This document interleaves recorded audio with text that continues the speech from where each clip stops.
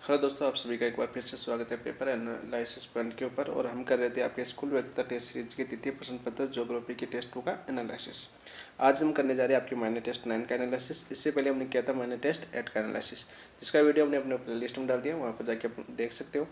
और इससे पहले भी जो जितने भी टेस्ट हुए थे उनके वीडियो पर हमने अपने प्ले लिस्ट में डाल दिया। प्ले लिस्ट का नाम है आपका Kalam first class geography test series के नाम से अपनी प्ले लिस्ट है, वहाँ पर आपको मिल जाएंगे। इसके कंटिन्यू वाइज हमने प्रत्येक आपको बार बार सर्च करने के ढूंढने की आवश्यकता नहीं है, वहाँ पर आपको वीडियो मिल जाएगी, क्योंकि सभी वीडियो हम अपने प्ले लिस्ट में सेव कर रहे हैं ताकि आपको ढूंढने में ज़्यादा प्रॉब्लम ना हो, इसीलिए। बाकी अभी आप कर रहे हैं माइनर टेस्ट 9 का एनालिसिस शुरू कर रहे हैं। आज शुरू करने से पहले यदि आप हमारे चैनल को अभी तक सब्सक्राइब नहीं किया है तो सब्सक्राइब करें, जरूर करें, ताकि हमें भी मोटिवेशन मिले। हमारे पास भी ज़्यादा से ज़्यादा ये वीडियो अपनी ज़्यादा से ज़्यादा दोस्तों के पास पहुँचे, ताकि ज़्यादा से ज़्यादा लोग कनेक्ट होने की कोशिश करें। ठीक है, साथ में कमेंट में जरूर बताइए, कोई भी कमी रही कमेंट में जरूर बताइए, ताकि उसमें अगली वीडियो में हम उसमें सुधार करने की कोशिश करते हैं। ऐसे तो पता नहीं चलेगा क्या कमी रही क्या कमी नहीं रही, तो आप कमेंट करते हो तो उसके आधार पर हम अगला वीडियो बनाने की कोशिश करते हैं। वो सब आप पर डिपेंड होता है कि आप किस प्रकार समझते हो उस चीज़ को, उसी प्रकार हम उसमें एनालिसिस करने की कोशिश करते हैं। तो चलो इसी के साथ शुरुआत करते हैं। शुरुआत कर रहे हैं माइनर टेस्ट 9 की। तो देखिए पहला क्वेश्चन क्या था आपका। पहला क्वेश्चन था आपका, कृषि के स्थायीकरण सिद्धांत में एकाकी स्टेट संकल्पना का प्रतिपादन किया। जो आपका कृषि है, कृषि के जो स्थायीकरण सिद्धांत है उसके एकाकी स्टेट संकल्पना का प्रतिपादन किया था, वो कौन वैज्ञानिक थे?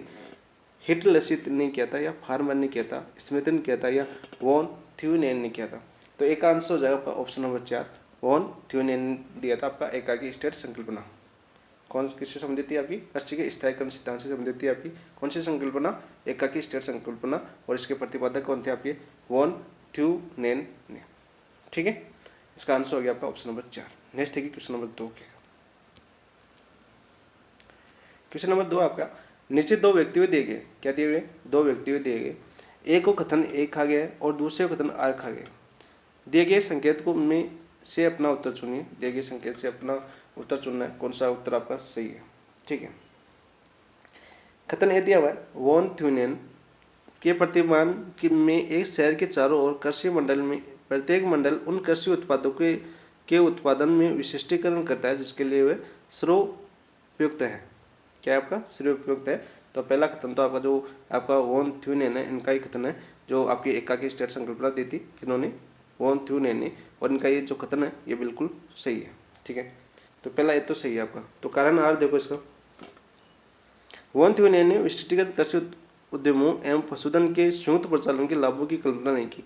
तो कल्पना की थी इन्होंने, नहीं की दिया हुआ है, की थी, तो ये आपका गलत हो जाएगा। तो इसमें देखो ए सही है लेकिन आर गलत है, ए सही है आर गलत है, तो ऑप्शन नंबर 3 आपका राइट आंसर हो जाएगा। नेक्स्ट देखिए क्वेश्चन नंबर 3 क्या आपका, वॉन थ्यूनेन का कृषि स्थान सिद्धांत किस पर आधारित है? कौन सा सिद्धांत? कृषि स्थान सिद्धांत है, वो किस पर आधारित है आपका? अनुभूति मूलक दृष्टिकोण पर, या प्रासंगिक दृष्टिकोण पर, निगमनात्मक दृष्टिकोण पर, या व्यवहारगत दृष्टिकोण पर? जो इनका सिद्धांत है कृषि स्थान सिद्धांत, यह आपका सिद्धांत आधारित है आपका ऑप्शन नंबर 2 आपका आंसर हो जाएगा। प्रासंगिक दृष्टिकोण पर आधारित है आपका वॉन थ्यूनेन का कृषि स्थान सिद्धांत है, वो प्रासंगिक दृष्टिकोण पर आधारित है। नेक्स्ट देखिए क्वेश्चन नंबर 4 क्या आपका, वॉन थ्यूनेन के मॉडल के अनुसार भूमि उपयोग के निम्नलिखित उपक्रमों में से कौन सा सही है?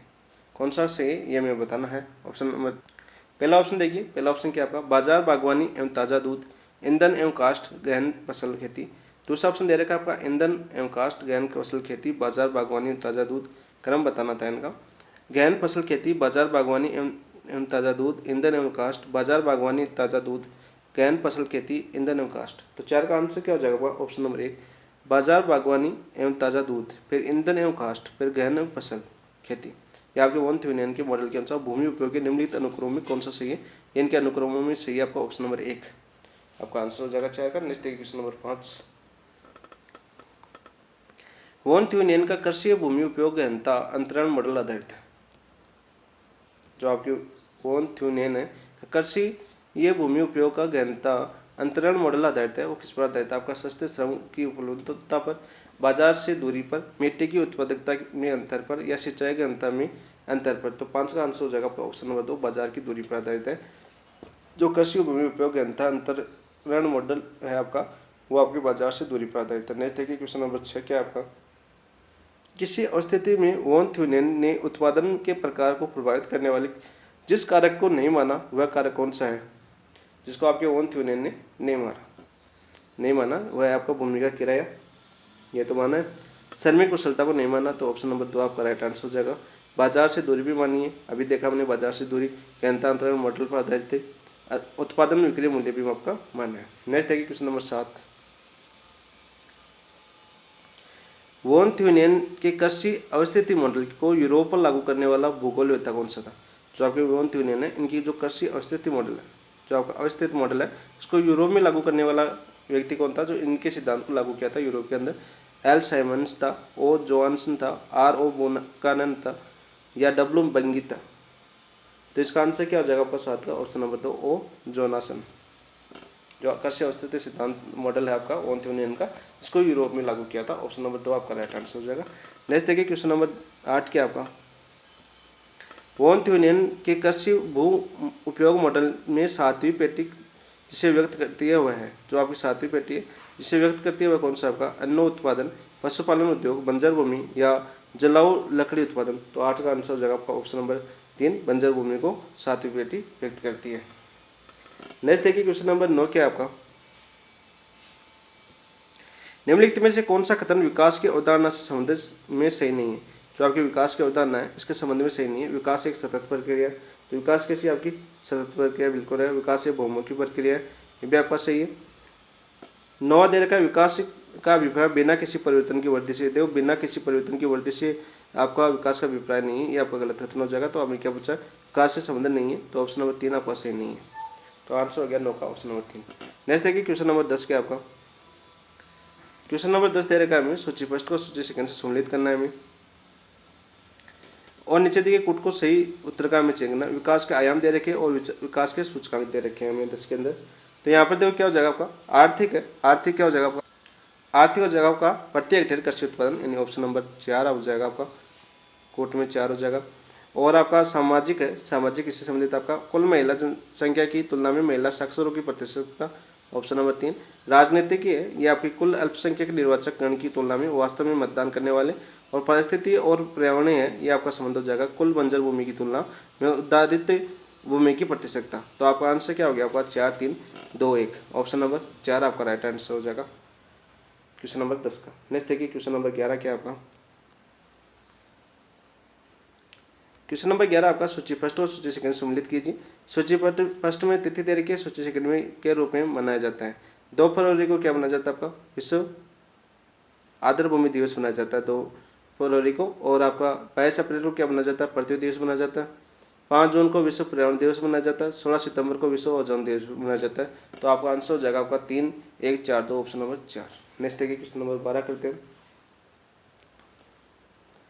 क्वेश्चन नंबर 12 क्या है आपका, निम्नलिखित को सही कालक्रम में रखें। जो आपका निम्नलिखित है उनको सही कालक्रम में लिखना है 12 के अंदर। तो यहाँ पर देखो क्या आ जाएगा आपका, कॉन्फ्रेंस ऑफ पार्टीज पृथ्वी सम्मेलन, सतत विकास पर विश्व सम्मेलन, मॉन्ट्रियल प्रोटोकॉल। तो सबसे पहले क्या होता है आपका 82 के अंदर होता है मॉन्ट्रियल प्रोटोकॉल, डी आएगा। तो देखो ये 2 तो कैंसिल हो जाएगा, पहले कौन सा आएगा आपका? डी आएगा, ठीक है। फिर क्या होगा मॉन्ट्रियल प्रोटोकॉल के बाद में क्या होगा, वो आता पृथ्वी सम्मेलन 92 के अंदर। तो आपका बी आ जाएगा, तो इसमें भी है इसमें भी है। और पृथ्वी सम्मेलन के बाद में क्या होता है आपका सतत विकास विश्व सम्मेलन 3 पर आएगा सी, इसमें ए आ रहा है तो ये गलत हो जाएगा, आंसर हो जाएगा आपका ऑप्शन नंबर 3। तो यहाँ पर क्या जाएगा देखो, पहले आएगा मॉन्ट्रियल प्रोटोकॉल, दूसरा आएगा आपका पृथ्वी सम्मेलन, तीसरे नंबर पर आएगा सतत विकास पर विश्व सम्मेलन, चौथा आएगा आपका COP 21, ठीक है। इनकी डेट आप कॉमेंट में बता देना ताकि आपको भी याद हो जाए कब कब ये हुए थे। COP 21 कब हुआ था ये आप बता दो। तो ऑप्शन नंबर 3 आपका राइट आंसर हो जाएगा। नेक्स्ट देखिए क्वेश्चन नंबर 13 देखते हो, भूमंडलीय तापन के प्रभावों के संबंध में इनमें से कौन से कथन सही है? तो आपके भूमंडलीय तापन के प्रभावों के संबंध में बताना हमें इनमें से कौन सा कथन सही है 13 का अंदर। तो यहाँ पर देखो भूमंडलीय तापन के कारण माना जाता है कि भविष्य में उष्णता लहरों में वृद्धि हो सकती है। किनकी वृद्धि हो सकती है? भविष्य में उष्णता लहरों की वृद्धि हो सकती है, बिल्कुल राइट है। उष्ण कटिबंधीय चक्रवात अधिक प्रबल होंगे। जो आपका उष्ण कटिबंधीय चक्रवात है वो क्या होंगे? अधिक प्रबल होंगे आपकी, ये भी आपका बिल्कुल राइट है आपका। सूखे से प्रभावित क्षेत्र घटने की संभावना, देखो सूखा तो बढ़ेगा, घटने की संभावना नहीं है, बढ़ेगा, क्योंकि तापमान ज़्यादा बढ़ेगा तो सूखा का जो प्रबल क्षेत्र है वो क्या होता है आपका? बढ़ता है। तो 3 गलत हो जाएगा। चौथा आपका मॉडल इंगित करते हैं कि कुछ क्षेत्रों में अत्यधिक वर्षण और जल प्रवाह रन ऑफ होगा, बिल्कुल राइट है, ये भी आपका आपको जो भूमंडलीय तापमान के प्रभावों के संबंध में बिल्कुल सही कथन आपका ऑप्शन नंबर डी। तो आपको हमें क्या पूछा, सही कथन कौन से हैं, तो 1, बी और डी आपका सही कथन है। तो आपका आंसर हो जाएगा ऑप्शन नंबर 3। नेक्स्ट देखिए क्वेश्चन नंबर 14 देखते हैं हम। 14 क्या है आपका, निम्नलिखित में से कौन सी गैस वैश्विक उष्मन से संबंधित नहीं है। किससे संबंधित नहीं है आपकी गैस, वैश्विक उष्मन से संबंधित नहीं है, ये मैं पूछा। जलवाष्प, कार्बन डाइऑक्साइड, मीथेन या हाइड्रोजन। जो आपकी आपका हाइड्रोजन है ये आपकी वैश्विक उष्मन से संबंधित नहीं है। तो ऑप्शन नंबर 4 आपका राइट आंसर हो जाएगा 14 का। नेक्स्ट देखिए क्वेश्चन नंबर 15, एजेंडा 21 को निम्नलिखित में से किस सम्मेलन को अंगीकार किया गया। स्टॉकहोम सम्मेलन को, रॉटरडैम सम्मेलन को, रियो शिखर सम्मेलन को, रामसर सम्मेलन को। जो एजेंडा 21 है इसको सम्मिलित किया गया था आपका रियो डी जेनेरो। आपका ऑप्शन नंबर 3 आपका राइट आंसर हो जाएगा रियो शिखर सम्मेलन। ऑप्शन नंबर 3 आपका राइट आंसर हो जाएगा 15 का। नेक्स्ट देखिए क्वेश्चन नंबर 16, बाढ़ में कमी लाने के लिए निम्नलिखित में से कौन सा या कौन से गैर संरचनात्मक उपायों को प्रयुक्त किया जाता है, ये हमें बताना है थोड़ा का। तो पहला दे रखा हमें आर्द्र भूमि को बनाए रखना, ये बिल्कुल राइट आपका। जो बाढ़ की कमी लाने के लिए ये आपका उपाय है, आर्द्र भूमि को बनाए रखना, आर्द्र भूमि को बनाए रखना। दूसरा दे रखा तटबंधों और बाढ़ रोधी दीवारों के निर्माण द्वारा तट किनारों से ऊपर अतिवाह को रोकथाम, ये नहीं होगा। बाढ़ के बारे में भविष्यवाणी और चेतावनी सेवाएं होनी चाहिए, ये आपका संबंधित है। आपदा राहत, बाढ़ का प्रतिरोध करना और सार्वजनिक स्वास्थ्य का उपाय, ये भी आपका होना चाहिए। तो प्रयुक्त उपायों में से कौन सा संरचनात्मक उपाय प्रयुक्त किया जाता है, फिर ए, सी और डी प्रयुक्त किए जाते हैं। तो आपका आंसर देखो ऑप्शन क्या हो जाएगा आपका ए, सी, डी। ऑप्शन नंबर 4 आपका राइट आंसर हो जाएगा सी विकल्प के रूप में। नेक्स्ट देखिए क्वेश्चन नंबर 18 देखते हैं, 17। निम्नलिखित नदियों को किसको बिहार का शोक के रूप में जाना जाती है। आपके जो बिहार का शोक है इसमें किस नदी को जाना जाता है, तीस्ता जाना जाता है, कोसी को जाना जाता है, गंडक को जाना जाता है या सोन को जाना जाता है। तो आपके बिहार का शोक के रूप में कोसी नदी को जाना जाता है। आपका ऑप्शन नंबर 3 आपका 2 राइट आंसर हो जाएगा बिहार के शोक के रूप में। नेक्स्ट देखिए क्वेश्चन नंबर 18 क्या आपका, भू संकलन के संदर्भ में पश्चिमी घाट के उच्च वर्षा तथा तीव्र ढाल वाले क्षेत्रों को डैश वर्ग में रखा जाता है। कौन से वर्ग में रखा गया है आपका, अधिक सुवेगता क्षेत्र, अत्यधिक सुवेगता क्षेत्र, कम सुवेगता क्षेत्र, मध्यम सुवेगता क्षेत्र। तो आपको इनको डैश में रखा गया, कौन से वर्ग में रखा गया आपका अत्यधिक सुवेगता क्षेत्र के अंदर रखा गया। ऑप्शन नंबर 2 आपका राइट आंसर हो जाएगा। जो भू संकलन के संदर्भ में पश्चिमी घाट में उच्च वर्षा तथा तीव्र ढाल वाले क्षेत्रों को आपको अत्यधिक भू वेदता क्षेत्र में वर्ग में रखा जाता है। ऑप्शन नंबर 2 आपका राइट आंसर हो जाएगा 18 का। नेक्स्ट क्वेश्चन नंबर 19,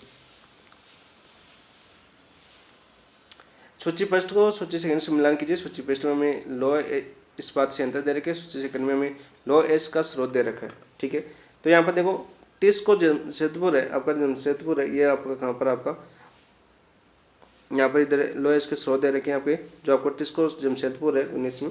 तो ये आपका हो जाएगा option number 2 Noamundi Gurumahisani सिन्नी खादान। ऑप्शन नंबर 2 विजल भद्रावती किसमें हो जाएगा आपका कैमान गुड़ी खादान। ऑप्शन नंबर 1 HSL भिलाई कहाँ पर आपका डली राजहरा रेंज, और BSL बोकारो कहाँ पर आपका किरीबुरु खदान। तो आपका आंसर क्या हो गया 2 1 4 3। ऑप्शन नंबर 3 आपका राइट आंसर हो जाएगा 19 का। नेक्स्ट देखिए क्वेश्चन नंबर 20 क्या आपका, निम्नलिखित में से कौन सा एक लोहा और इस्पात उद्योग का केंद्र मानचित्र पर सही नहीं दिखाया गया। कौन सा नहीं दिखाया गया आपका सही, यह मैं बताना था 20 में। तो यहाँ पर देखो दुर्गापुरा बिल्कुल सही दिखाया गया है, भिलाई भी बिल्कुल सही दिखाया गया है आपका, और सालेम भी सही बिल्कुल सही दिखाया गया है, लेकिन डोल भी आपका सही नहीं दिखाया गया है। तो ऑप्शन नंबर 2 आपका राइट आंसर हो जाएगा 20 का। नेक्स्ट क्वेश्चन नंबर 21,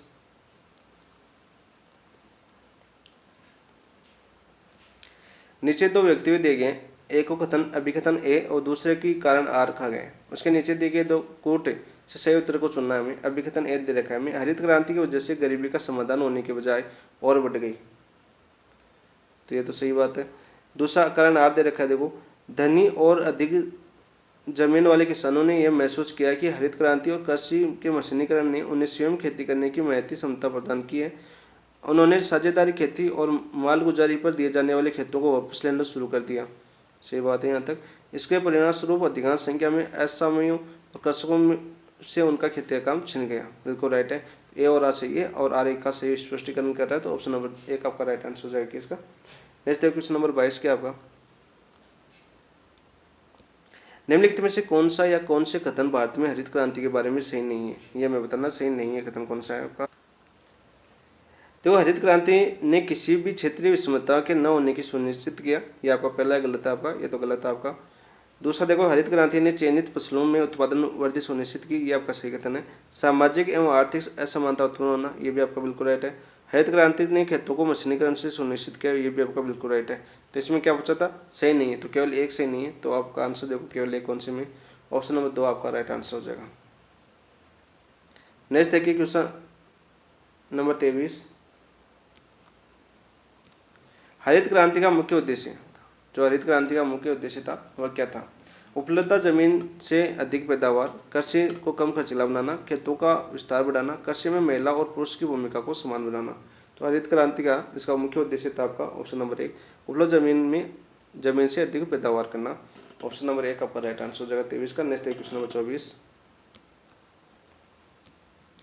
भारत में हरित क्रांति के संबंध में कौन सा कथन सही नहीं है? जो भारत में हरित क्रांति हुई थी उसके संबंध में कौन सा कथन सही नहीं है, ये मैं बताना था। देखो, उन्नत बीजों, सघन सिंचाई और रासायनिक उर्वरकों का उपयोग इसकी विशेषता थी, बिल्कुल राइट है।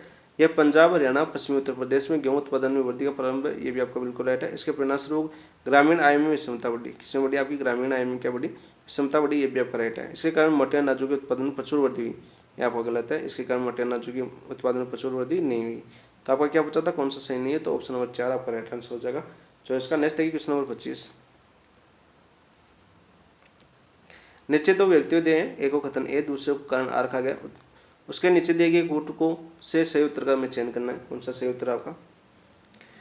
कथन ए है, हरित क्रांति को नहर सिंचित क्षेत्रों में उल्लेखनीय सफलता मिली, बिल्कुल राइट है। जो हरित क्रांति है इसको आपको नहर सिंचित क्षेत्र में उल्लेखनीय सफलता मिली, जैसे हमारा गंगानगर, हनुमानगढ़ है, नहर क्षेत्र है, वहाँ पर हरित क्रांति को काफ़ी बढ़ावा मिला, ये तो आपका बिल्कुल राइट है। नहर सिंचाई का सबसे सस्ता और सुरक्षित स्रोत है, नहर सिंचाई का सबसे सस्ता और सुरक्षित स्रोत नहीं है। तो आपका इसमें क्या हो जाएगा? ए तो सही है, आर गलत है, तो ऑप्शन नंबर 3 आपका राइट आंसर हो जाएगा 25 का। Next question number 26।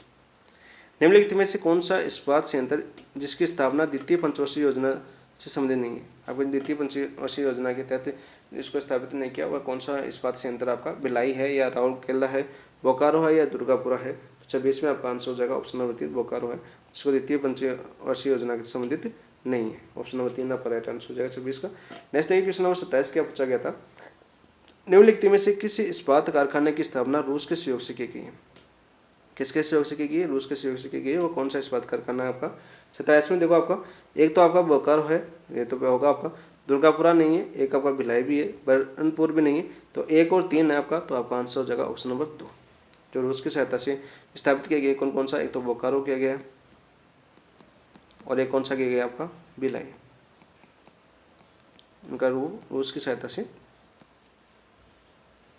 स्थापना की गई है। नेक्स्ट देखिए क्वेश्चन नंबर 28 देखते हैं हम। उद्योगों की स्थिति को प्रभावित करने वाले प्रमुख कारक, जो उद्योगों की स्थिति को प्रभावित करते हैं उनके प्रमुख कारक कौन कौन से, ये मैं बताना था 28 में।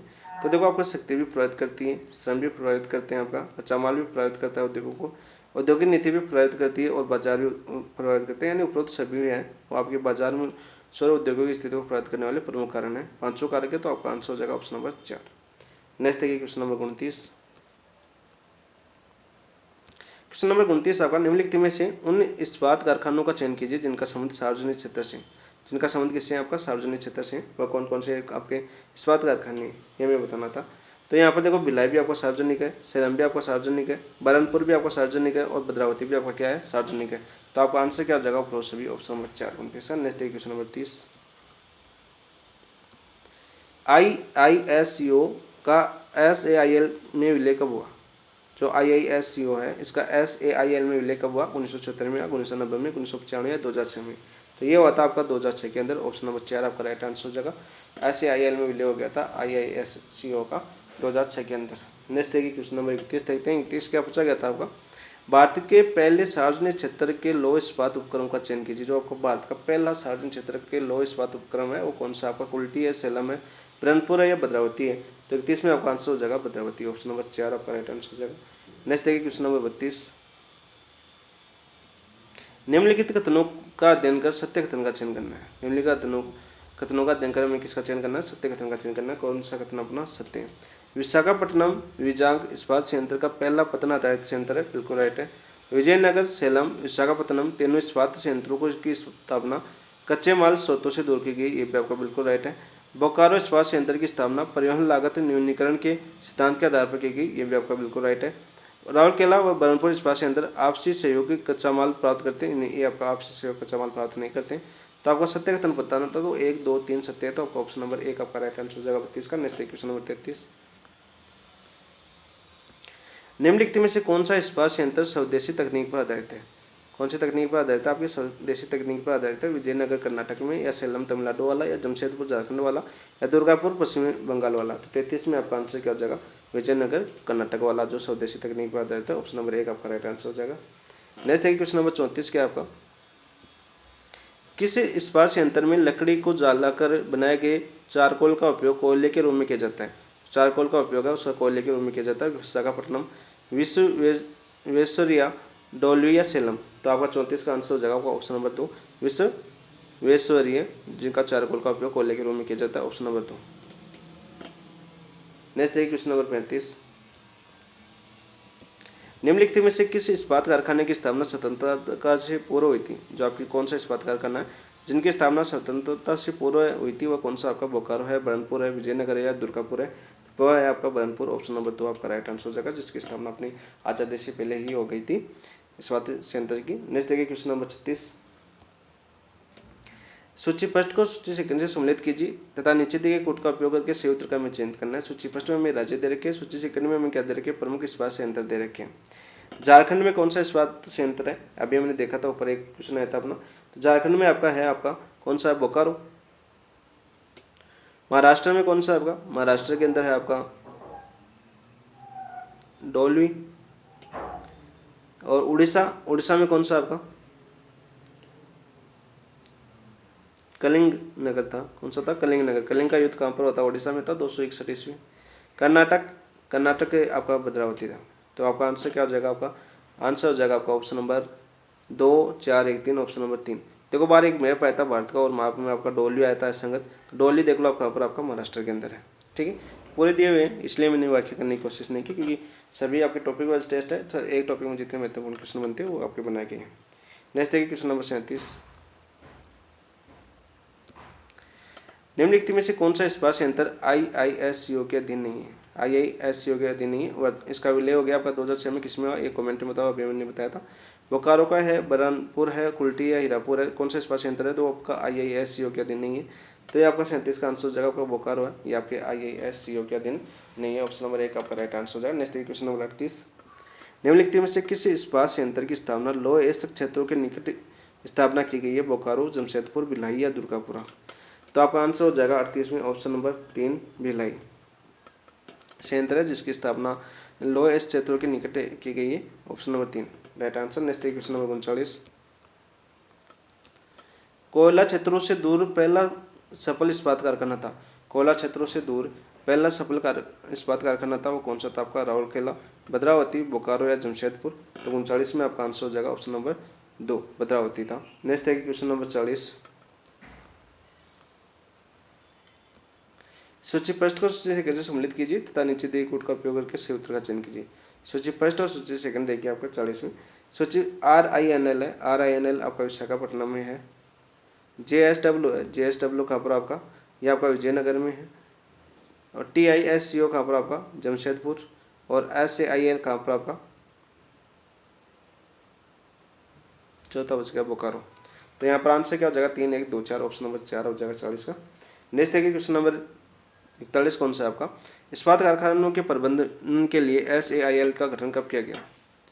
SAIL का गठन कब किया गया ये हमें बताना है। 1956 में, 1967 में, 1973 में या 1981 में? तो इसका स्थापना की गई थी आपकी 1973 के अंदर, ऑप्शन नंबर 3 आपका राइट आंसर हो जाएगा 41 का। नेक्स्ट क्वेश्चन नंबर 42,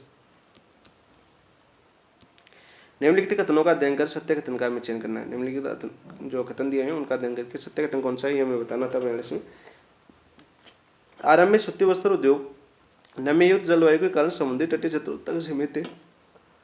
तो पहला आपका बिल्कुल राइट है। दूसरा है आपका देखो, सामान्यतः सूती वस्त्र उद्योग की स्थापना बाजार केंद्रों के निकट हुई थी, ये भी आपका बिल्कुल है। जो आपका बाजार केंद्र थे वहाँ पर सूती वस्त्र की जो स्थापना है वो बाजार केंद्रों के निकट हुई थी। तीसरा दे रखा है हमें, कच्चे माल की तुलना में मांग वाले क्षेत्रों में सूती वस्त्र उद्योग को अधिक प्रभावित किया, बिल्कुल राइट है। तो आपके तीनों कथन सत्य है, तो आपका आंसर हो जाएगा ऑप्शन नंबर 4। नेक्स्ट है क्वेश्चन नंबर 43 क्या आपका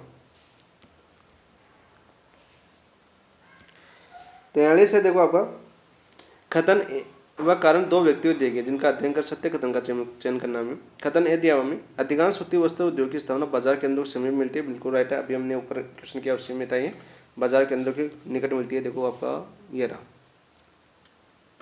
दूसरा ऑप्शन, देखो ये आपका कथन आ गया, तो ये तो बिल्कुल सही है, अभी हमने सही देखा था। दूसरा हाल है, वस्त्र उद्योग कच्चे माल स्रोत की दूरी से प्रभाव से मुक्त होता है। जो वस्त्र उद्योग है वो कच्चे माल स्रोत की दूरी के प्रभाव से मुक्त होता है, बिल्कुल राइट है ये भी। तो ए और आर दोनों सही है, आर ए का सही स्पष्टीकरण कर रहा है। ऑप्शन नंबर ए की आपका राइट आंसर हो जाएगा। नेक्स्ट है क्वेश्चन नंबर 44, भारत में पहले सूती वस्त्र मिल की स्थापना कब हुई थी आपकी? 1756, 1882, 1856 या 1956? तो आपका 44 में आंसर हो जाएगा 1854 के अंदर हुई थी भारत में पहली सूती वस्त्र मिल की स्थापना। और कहाँ हुई थी ये आपको कमेंट में बता दो, ज्योग्राफी वाले स्टूडेंट। नेक्स्ट है क्वेश्चन नंबर 45, निम्न में से किसे दक्षिण भारत का मैनचेस्टर कहा जाता है? दक्षिण भारत का मैनचेस्टर किसे कहा जाता है? आपका कोयम्बटूर को, बेंगलुरु को, हैदराबाद को, सोलम को? तो 45 में आपका आंसर हो जाएगा कोयम्बटूर का वो दक्षिण भारत का मैनचेस्टर कहा जाता है। ऑप्शन नंबर एक आपका राइट आंसर हो जाएगा। नेक्स्ट है क्वेश्चन नंबर 46, निम्नलिखित कथनों का अध्ययन कर सत्य कथन का चयन करना है। असत्य कथन कौन सा है यह बताना था हमें 46 में। मुंबई व गुजरात में सूती वस्त्र मिलों की स्थापना कच्चे माल की निकटता के कारण हुई। किसी कारण हुई आपकी? कच्चे माल की निकटता के कारण हुई, बिल्कुल राइट बात है। कानपुर में पूंजी निवेश के आधार पर सूती वस्त्र की मिल की स्थापना की गई। किसी स्थान पर पूंजी निवेश के आधार पर सूती वस्त्र मिल की स्थापना की गई आपकी कानपुर के अंदर, ये भी आपको बिल्कुल राइट है। कोलकाता में कम श्रमिक लागत के कारण सूती वस्त्र मिलों की स्थापना, ये आपका गलत हो जाएगा। कोलकाता में कम श्रमिक लागत के कारण सूती वस्त्र मिलों की स्थापना नहीं हुई, तो ऑप्शन नंबर 3 आपका गलत हो जाएगा। असत्य कथन पूछा तो ऑप्शन नंबर 3 आपका असत्य कथन हो जाएगा। तमिलनाडु के कोयम्बटूर में जल विद्युत की उपलब्धता के कारण यहाँ सूती वस्त्र मिलों की स्थापना, बिल्कुल आपका ये राइट कथन है। कोयम्बटूर को क्या कहा जाता है? दक्षिण भारत का मैनचेस्टर कहा जाता है, यह मैं अभी ऊपर का क्वेश्चन देखा था। तो यहाँ पर असत्य कथन हो गया आपका ऑप्शन नंबर 3। नेक्स्ट देखिए क्वेश्चन नंबर 47, संगठित क्षेत्र में सर्वाधिक रोजगार देने वाला उद्योग कौन सा है? जो आपका संगठित क्षेत्र है उसमें सर्वाधिक रोजगार देने वाला उद्योग कौन सा है? लोहा इस्पात उद्योग, प्लास्टिक उद्योग, सूती वस्त्र उद्योग या कृषि उद्योग? तो 47 का आंसर आपका आंसर हो जाएगा ऑप्शन नंबर 3 सूती वस्त्र उद्योग है, जो आपका सर्वाधिक रोजगार देने वाला उद्योग है। नेक्स्ट है क्वेश्चन नंबर 48, निम्नलिखित में से कौन सी समस्या सूती वस्त्र उद्योग की नहीं है? कौन सी समस्या जो आपकी सूती वस्त्र उद्योग की नहीं है? कृषि रेशम से प्रतिस्पर्धा, यह तो है। कच्चे माल की उपलब्धता, ये आपकी सूती वस्त्र उद्योग से संबंधित नहीं है समस्या, तो आपका आंसर हो जाएगा ऑप्शन नंबर 2 48 का। बाकी विदेशी बाजार से भी प्रतिस्पर्धा है, पुरानी अप्रचलित तकनीकी से भी प्रतिस्पर्धा है, और नहीं है कौन सा हो जाएगा आपका ऑप्शन नंबर 2। नेक्स्ट देखिए क्वेश्चन नंबर 49, सूती वस्त्र उद्योग के स्थानीयकरण को प्रभावित करने वाला प्रमुख कारक कौन से? देखो, परिवहन प्रणाली भी प्रभावित करती है, श्रम भी प्रभावित करता है, बाजार और मांग भी प्रभावित करती है, तकनीक भी प्रभावित करती है, यानी चारों ऑप्शन है वो चारों प्रभावित करने वाले हैं स्थायीकरण के कारण। तो आपको आंसर हो जाएगा ऑप्शन नंबर 4 49 का। नेक्स्ट है क्वेश्चन नंबर 50, निम्नलिखित में से कौन से सूती वस्त्र मिले आयातित कपास पर निर्भर है? कौन से कपास पर निर्भर है? आपके आयातित कपास पर निर्भर है। कोयम्बटूर, कानपुर, सूरत, सोलापुर। तो 50 का आंसर क्या हो जाएगा आपका ऑप्शन नंबर 2 कानपुर। उत्तर भारत का मैनचेस्टर कानपुर है ना, और दक्षिण भारत का कोयम्बटूर। नेक्स्ट देखिए क्वेश्चन नंबर 51, इसका आंसर तो ऑप्शन नंबर 2 हो गया। नेक्स्ट देखिए क्वेश्चन नंबर 51 क्या आपका, WCED का पूरा नाम क्या है? WECD है, उसका पूरा नाम क्या है? 51 में यह मैं बताना था। तो world convention on environment and development आपका फुल फॉर्म है इसकी। ऑप्शन नंबर 3 राइट आंसर हो जाएगा। नेक्स्ट देखिए क्वेश्चन नंबर 52, ब्रंटलैंड रिपोर्ट का प्रकाशन कब हुआ था? कौन सी रिपोर्ट का प्रकाशन कब हुआ था? आपका ब्रंटलैंड रिपोर्ट है, इसका प्रकाशन कब हुआ था? 1971, 1987 या 1992 या 1998? तो ये हुआ था आपका 92 में, आपका 552 में आपका आंसर हो जाएगा 1987 के अंदर। ऑप्शन नंबर 2 ब्रंटलैंड रिपोर्ट है, इसका प्रकाशन 1987 के अंदर हुआ था। नेक्स्ट देखिए क्वेश्चन नंबर 53 क्या पूछा गया था आपका, अंधाधुंध विकास के फलस्वरूप भविष्य में संसाधनों की अनुपलब्धता की समस्या के बारे में क्लब ऑफ रोम के सदस्यों द्वारा द लिमिट्स टू ग्रोथ नामक पुस्तक का प्रकाशन कब किया गया? 1960 में, 1968 में, 1972 में, 1987 में। तो 53 का आंसर हो जाएगा आपका ऑप्शन नंबर 3, 1972 के अंदर। नेक्स्ट देखिए क्वेश्चन नंबर 54 क्या आपका, क्योटो प्रोटोकॉल कब प्रभावी हुआ? जो आपका क्योटो प्रोटोकॉल है वो कब प्रभावी हुआ? 1992 में, 1993 में, 2003 में या 2005 में? तो ये प्रभावित तो होता है आपका 2005 में। ऑप्शन नंबर 4 आपका राइट आंसर हो जाएगा।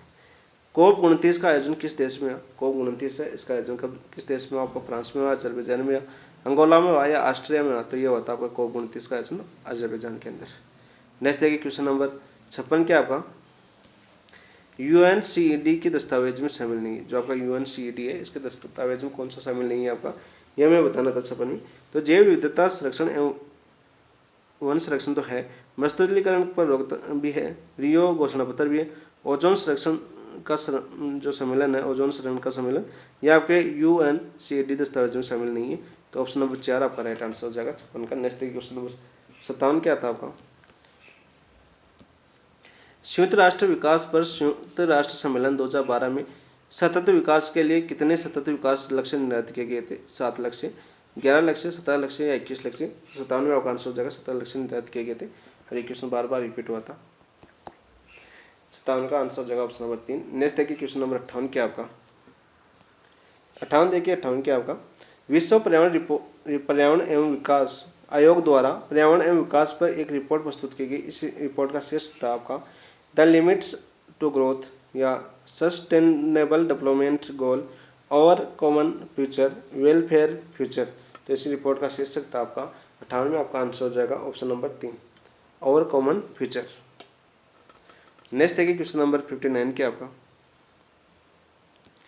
रियो सम्मेलन 1992 में संपोषणीय विकास के सिद्धांत में शामिल है। जो आपका संपोषणीय विकास का सिद्धांत है उसमें शामिल है, ये मैं पूछा था। प्रकृति के साथ सामंजस्य में संपोषणीय विकास का केंद्र में मानव वर्ग होते हैं, बिल्कुल राइट है। पर्यावरण सुरक्षा विकास में की अभिन्न अंग श्रेणी है, बिल्कुल राइट है।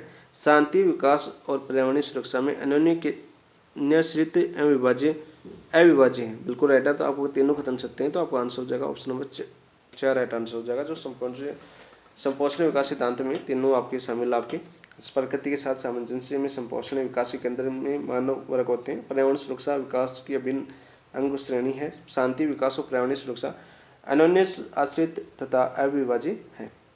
नेक्स्ट है क्वेश्चन नंबर 60, द पॉपुलेशन बम पुस्तक के लेखक है। जो आपके जो पॉपुलेशन बम है इसके लेखक कौन है आपका, मेडोस है, रेडर्स है, बेहंस है या लेहर लीच है, एहर लीच है। तो इसका आंसर क्या हो जाएगा आपका 60 का, एहर लीच। ऑप्शन नंबर 4 आपका राइट आंसर हो जाएगा। द पॉपुलेशन बम पुस्तक के लेखक है आपके ऑप्शन नंबर 4। नेक्स्ट देखिए क्वेश्चन नंबर 61, संयुक्त राष्ट्र द्वारा पहला विश्व पर्यावरण सम्मेलन कब आयोजित किया गया? जो संयुक्त राष्ट्र है उसके द्वारा पहला विश्व पर्यावरण सम्मेलन कब आयोजित किया गया? 1972, 1983, 1992, 2005। 61 में आपका आंसर हो जाएगा ऑप्शन नंबर 1, 1972 के अंदर। नेक्स्ट देखिए क्वेश्चन नंबर 62, संयुक्त राष्ट्र पर्यावरण कार्यक्रम का मुख्यालय, जो संयुक्त राष्ट्र पर्यावरण है उसका कार्यक्रम का मुख्यालय कहाँ का? नैरोबी, जेनेवा, काठमांडू या ऑस्ट्रेलिया? तो 62 का आंसर हो जाएगा आपका ऑप्शन नंबर 1, नैरोबी। नेक्स्ट देखिए क्वेश्चन नंबर 63 क्या आपका,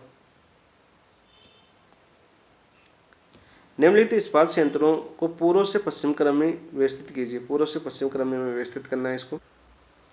तो पूर्व में क्या आएगा आपका, पूर्व में आएगा आपका दुर्गापुरा पश्चिम बंगाल में, फिर आपका राउरकेला छत्तीसगढ़, फिर कौन सा आएगा आपका भिलाई, फिर आएगा आपका भद्रावती। तो आंसर क्या हो जाएगा आपका 2, 4, 3, 1। तो 2, 4, 3, 1 हो जाएगा पूर्व से पश्चिम की क्रम। तो देखो 2, 4, 3, 1 ऑप्शन नंबर 2। नेक्स्ट देखिए क्वेश्चन नंबर 64, सर्वाधिक बाढ़ प्रवणता क्षेत्र किस राज्य में अवस्थित है? जो आपकी सर्वाधिक बाढ़ प्रवणता क्षेत्र है वो किस राज्य में अवस्थित है? बिहार में है, उत्तर प्रदेश में है, पश्चिम बंगाल में है या अरुणाचल प्रदेश में है? तो आपका आंसर हो जाएगा 64 में ऑप्शन नंबर 2, उत्तर प्रदेश के अंदर। नेक्स्ट देखिए क्वेश्चन नंबर 65 क्या आपका, बाढ़ प्रभावित क्षेत्रफल के अनुसार राज्यों के घटते हुए क्रम में व्यवस्थित कीजिए। जो आपका बाढ़ प्रभावित क्षेत्रफल के अनुसार राज्यों के घटते हुए क्रम को व्यवस्थित करना है हमें 65 के अंदर। तो यहाँ पर क्या हो जाएगा, सबसे पहले आएगा आपका बिहार। सबसे ज़्यादा बाढ़ प्रभावित क्षेत्र कौन सा? बिहार। अभी नदी पड़ी थी कौन सी आपकी, कोसी नदी 3 धाराओं में बहती है। फिर बिहार के बाद में कौन सा आएगा आपका, उत्तर प्रदेश। अभी हमने पढ़ा कि सर्वाधिक बाढ़ प्रवणता क्षेत्र किस राज्य में अवस्थित है? उत्तर प्रदेश में। तो उत्तर प्रदेश। फिर कौन सा आएगा आपका आपका असम आएगा, और असम के बाद में क्या आएगा आपका लास्ट में पश्चिम बंगाल 3 नंबर पर। तो आपका आंसर हो जाएगा 2 4 1 3, ऑप्शन नंबर 3 आपका राइट आंसर हो जाएगा 65 का। नेक्स्ट है क्वेश्चन नंबर 66। राष्ट्रीय बाढ़ आयोग द्वारा देश में कितनी भूमि को बाढ़ प्रभावित क्षेत्र घोषित किया गया? 2.4 crore hectare, 4 crore hectare, 1.4 crore hectare या 7.4 करोड़ हेक्टेयर। तो राष्ट्रीय बाढ़ आयोग द्वारा देश में कितनी भूमि को बाढ़ प्रभावित क्षेत्र से घोषित किया गया? ये किया गया आपके 4 करोड़ हेक्टेयर को बाढ़ भूमि से प्रभावित क्षेत्र घोषित किया गया है। ऑप्शन नंबर 2 आपका राइट आंसर हो जाएगा। नेक्स्ट है क्वेश्चन नंबर 67। सूची फर्स्ट को सूची सेकंड सम्मिलित कीजिए तथा नीचे दिए कोड का उपयोग करके सही उत्तर का हमें चयन करना है। सूची फर्स्ट में प्राकृतिक आपदा दे रखी है, सूची सेकंड में आपदा प्रकार दे रखा है। तो यहाँ पर देखो क्या हो जाएगा आपका बर्फानी तूफान है, बर्फानी तूफान खाएगा आपका वायुमंडलीय आपदा का परिणाम है आपका। तो आपका आंसर हो जाएगा आपका 3। और तूफान बहरोमी, जो तूफान महरोमी है जो किस में आ जाएगा आपका जलीय आपदा। अवतलन है, अवतलन किस में होगा आपका भूमिका आपदा, और बैक्टीरिया आपका जैविक आपदा। तो आपका आंसर क्या हो जाएगा आपका 3 4 2 1, ऑप्शन नंबर 2 आपका राइट आंसर हो जाएगा 67 में। Next question number 68। 68 क्या आया था आपका? 68 आया था आपका अत्यधिक भूसंकलन सुवेदता वाले क्षेत्रों में शामिल नहीं है। कौन सा क्षेत्र शामिल नहीं है? अंडमान निकोबार आपका शामिल है, उत्तर पूर्वी क्षेत्र भी शामिल है, हिमालय की नवीन श्रृंखला भी शामिल है, लेकिन पूर्वी घाट शामिल नहीं है। तो ऑप्शन नंबर 4 आ जाएगा आपका 68 का आंसर। नेक्स्ट देखिए क्वेश्चन नंबर 69। निम्नलिखित में से असममित कथन को छाटिए। असममित कथन को हमें छाटना है 69 में। कौन सा? देखो 1900 वर्ष दे रखा भूसंकलन संबंधी स्थान दे रखा। 1971 में आपके बेलाचुली उत्तराखंड में आया था भूसंकलन। 1993 में आपके रत्ती घाट उत्तराखंड में आया था। 2012 में आपके चामोली उत्तराखंड में आया था। 2018 वाला गलत दे रखा आपका गलचौरा पश्चिम बंगाल में नहीं आया 2018 में। तो ऑप्शन नंबर 4 असममित है। नेक्स्ट देखिए क्वेश्चन नंबर 70 क्या था आपका? असममित कथन का चिन्ह। असममित कथन कौन सा है ये मैं बताना था। आपदा प्रबंधन अधिनियम 2005 बिल्कुल राइट है। आपदा प्रतिक्रिया बल 2005 नहीं है आपका, यह असममित हो जाएगा ऑप्शन नंबर 2। राष्ट्रीय आपदा प्रबंधन प्राधिकरण 2006 में हुआ था। राष्ट्रीय बाढ़ आयोग आपका 1976 में बना था। तो आपका असममित कौन सा? Option number 2। नेक्स्ट है क्वेश्चन नंबर 71। सूखा संभावित क्षेत्र कार्यक्रम कब शुरू किया गया? जो सूखा संभावित क्षेत्र है कार्यक्रम कब शुरू किया गया ये मैं बताना है। 1968 में, 1973 में, 1984 में या 1989 में। तो 71 में आपका आंसर हो जाएगा। जो सूखा संभावित क्षेत्र कार्यक्रम है यह 1973 में शुरू किया गया था। नेक्स्ट देखिए क्वेश्चन नंबर 72। एकीकृत जल ग्रहण प्रबंधन कार्यक्रम कब शुरू किया गया? कौन सा एकीकृत जल ग्रहण प्रबंधन कार्यक्रम है वो कब शुरू किया गया था? 1972 में, 1988 में, 1995 में या 2009 में। तो ये शुरू किया गया था आपका 2009 में। ऑप्शन नंबर 4 आपका राइट आंसर हो जाएगा। नेक्स्ट देखिए क्वेश्चन नंबर 73 क्या आपका? जल संभर विकास कार्यक्रम कब शुरू किया गया था? जो आपका जल संभर विकास कार्यक्रम है ये कब शुरू किया गया था ये मैं बताना था। 1974 में, 1987 में, 1995 में या 2004 में। तो ये शुरू किया था आपका 1995 में। ऑप्शन नंबर 3 आपका राइट आंसर हो जाएगा। नेक्स्ट है क्वेश्चन नंबर 1974 क्या आपका? 1972 में सिंचाई आयोग ने कितने प्रतिशत सिंचित क्षेत्र को सूखा संभावित क्षेत्र विकास पेशीमन करने हेतु आधार बनाया? तो 10% को, 15% को, 20% को या 30% को? तो 1972 में सिंचाई आयोग ने कि जो आपका 30% है सिंचित क्षेत्र को सूखा संभावित क्षेत्र का पेशीमन करने हेतु आधार बनाया था। कौन सा? ऑप्शन नंबर 4 आपका राइट आंसर हो जाएगा। नेक्स्ट देखिए क्वेश्चन नंबर 75। क्वेश्चन नंबर 75 क्या आपका? सूखा संभावित क्षेत्र विकास कार्यक्रम की शुरुआत किस पंचवर्षीय योजना में हुई थी? कौन सी विकास कार्यक्रम आपका सूखा संभावित क्षेत्र के विकास कार्यक्रम है उसकी शुरुआत किस पंचवर्षीय योजना में हुई थी ये हमें पूछा गया है। तीसरी पंचवर्षीय योजना थी या चौथी पंचवर्षीय योजना थी या पांचवी पंचवर्षीय योजना थी या छठी पंचवर्षीय योजना थी? तो आपका आंसर क्या हो जाएगा इसका? ये आपकी चौथी पंचवर्षीय योजना की बात थी। कौन सी योजना की? चौथी पंचवर्षीय योजना की थी। तो आपकी सूखा संभावित क्षेत्र विकास कार्यक्रम चलाया गया था। तो आपका आंसर हो गया ऑप्शन नंबर 2। नेक्स्ट देखिए क्वेश्चन नंबर 76। भरमौर क्षेत्र में विकास हेतु समन्वित निवित जनजातीय विकास कार्यक्रम किस राज्य में चलाया गया? असम में, अरुणाचल प्रदेश में, हिमाचल प्रदेश में, तमिलनाडु में। भरमौर क्षेत्र की बात है आपकी। और इस भरमौर क्षेत्र में विकास के लिए, किसके लिए? विकास के लिए आपका जनजातीय विकास कार्यक्रम चलाया गया था। वह राज्य कौन सा था ये हमें पूछा गया था। तो वह राज्य था आपका 76 में आंसर हो जाएगा Himachal Pradesh. Option number 3। Next देखिए क्वेश्चन नंबर 77। निम्नलिखित में से कौन सी गैस प्राथमिक प्रदूषक नहीं है? कौन सी गैस है जो आपकी प्राथमिक प्रदूषक नहीं है ये हमें पूछा गया। हाइड्रोजन है, ओजोन है, नाइट्रस ऑक्साइड है या कार्बन डाइऑक्साइड है? तो 77 में आपका आंसर हो जाएगा ऑप्शन नंबर 2। जो ओजोन है वो आपकी गैस है वो प्राथमिक प्रदूषक नहीं है। कौन सी गैस? Ozone, O3। नेक्स्ट देखिए क्वेश्चन नंबर 78 क्या पूछा गया था आपका। क्वेश्चन नंबर 78 आया था आपका, सूची फर्स्ट को सूची सेकंड से सम्मिलित कीजिए तथा नीचे दिए कोड का उपयोग करके सही उत्तर का चयन करना है। और सूची फर्स्ट में क्या दे रखे हमें, प्रमुख अधिनियम दे रखे, और सूची सेकंड में क्या दे रखे हमें, वर्ष दे रखा है। ठीक है, जल प्रदूषण निवारण एवं नियंत्रण अधिनियम, ये कब आया था आपका, जल प्रदूषण निवारण एवं नियंत्रण अधिनियम है, यह आया था आपका 1974 के अंदर। तो देखो किसमें आपका, ऑप्शन नंबर 3 में है। वायु प्रदूषण निवारण एवं नियंत्रण अधिनियम, यह आया था आपका 1981 के अंदर। कब आया था, 1981 के अंदर। पर्यावरण सुरक्षा अधिनियम, पर्यावरण सुरक्षा अधिनियम आया था आपका 1986 में। वन संरक्षण अधिनियम कब आया था, 1980 के अंदर। तो आपका आंसर क्या हो जाएगा, 3, 1, 4, 2, ऑप्शन नंबर 4 आपका राइट आंसर हो जाएगा 78 का। नेक्स्ट देखिए क्वेश्चन नंबर 79, निम्न में से किन इस्पात कारखानों की योजना चतुर्थ पंचवर्षीय योजना में प्रस्तावित की गई। कौन सी पंचवर्षीय योजना थी जिसमें आपके इस्पात कारखानों की योजना प्रस्तावित की गई। विशाखापट्टनम आंध्र प्रदेश में, विजयनगर कर्नाटक में, बरनपुर पश्चिम बंगाल में, या सेलम तमिलनाडु में। तो चतुर्थ पंचवर्षीय योजना के तहत कौन कौन से राज्य थे जहाँ पर आपका इस्पात कारखाने लगाए गए, ये में पूछा गया था। तो कौन से थे, तो देखो विशाखापट्टनम आंध्र प्रदेश में लगाई गई थी, विजयनगर कर्नाटक में लगाई गई थी, बरनपुर पश्चिम बंगाल में नहीं लगाई गई, और सेलम तमिलनाडु में लगाई गई थी। तो आपका आंसर क्या हो जाएगा, 1, 2, 4। तो ऑप्शन नंबर 1 आपका राइट आंसर हो जाएगा। जो ये चतुर्थ पंचवर्षीय योजना के तहत यहाँ पर प्रस्तावित थी, विशाखापट्टनम, विजयनगर और सेलम। नेक्स्ट देखिए क्वेश्चन नंबर 80, बढ़ते प्रदूषण की रोकथाम हेतु केंद्रीय प्रदूषण नियंत्रण बोर्ड की स्थापना कब की गई।